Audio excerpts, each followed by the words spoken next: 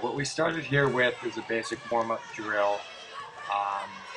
We were calling this 10 ball, where players are working on balancing the court and being aware of basically areas of the court that are unbalanced, meaning one player moves and vacates a zone. Unless a player shifts over, that area of the court is going to be unbalanced. So you see the coaches working on here is inputting a ball to either initiate movement, forcing a player to vacate a zone, and then looking to put the next ball in an area where there would be unbalance. And in this group on this side of the net, the players are doing a good job of just balancing the court, either starting in a good base position and then covering or moving from there. In this next drill, we're working on correcting our movement on defense, where we wanted to have the players move into position to dig the ball, but get stopped before the hitter was in a hitting motion. So the hitting motion meaning when they see the hitter's shoulder opening and then beginning their rotation to attack, we call that the hitting motion. When the hitter's in their hitting motion, the defender should be stopped.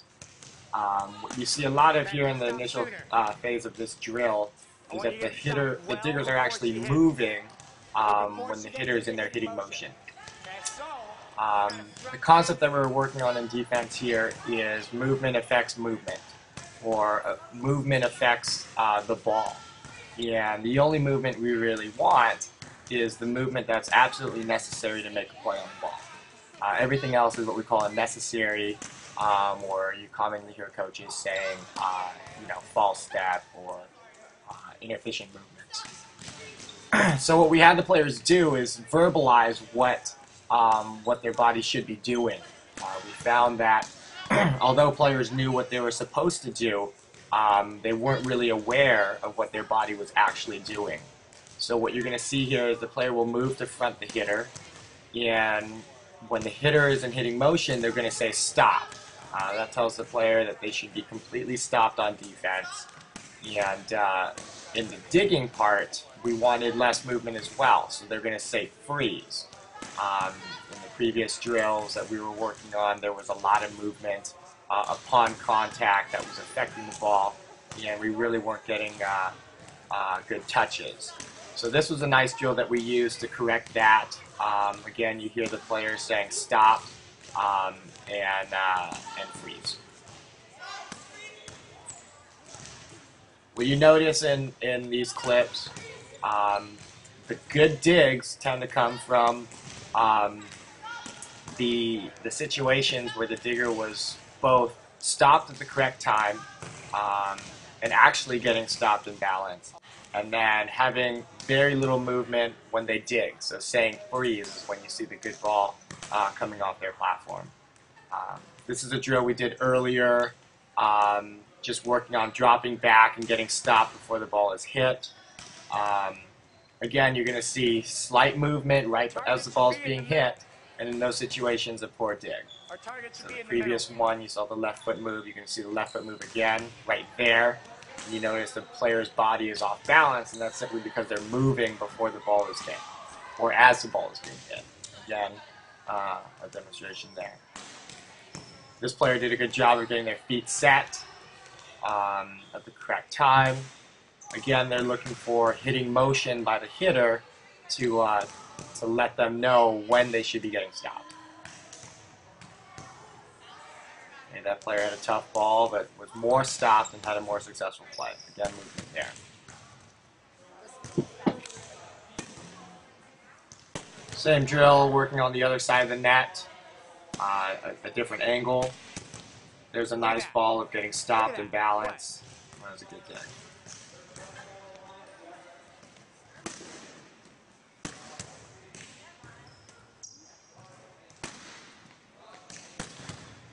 Movement.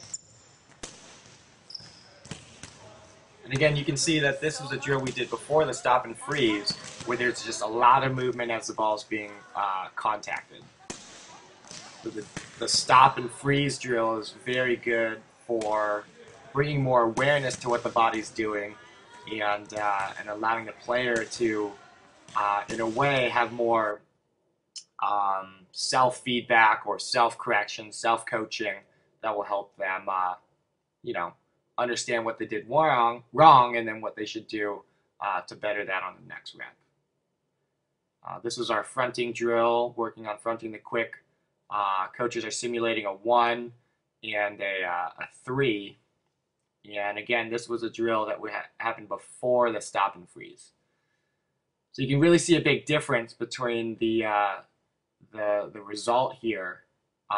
Just a lot of movement, not getting stopped. And I don't know if we've seen a successful dig yet. Here's a pretty good one. That player has a lot of movement after the upon contact and after contact. So again, one of the keys of defense should be getting stopped when the hitter is in hitting motion, and then freezing on contact. Freezing on contact.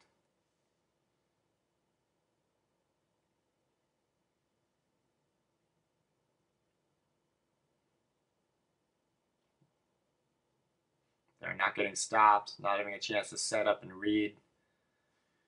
It's a better ball right there.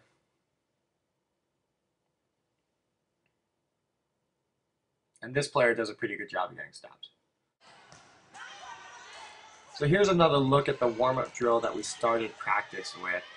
And again, it was a drill that we call 10 ball, where it's really focused more on court awareness, balancing the court, playing good wingman defense.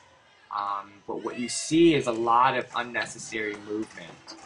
And the focus became something that emphasized more efficient movement and really just less movement, both moving to play the ball and then actually playing the ball.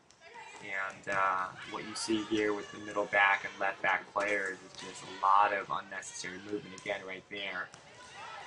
The concept that we work with is if you're not in control of your body, you're not going to be in control of the ball. So cutting down on movement and being more calm, cool, and collected when we're playing defense.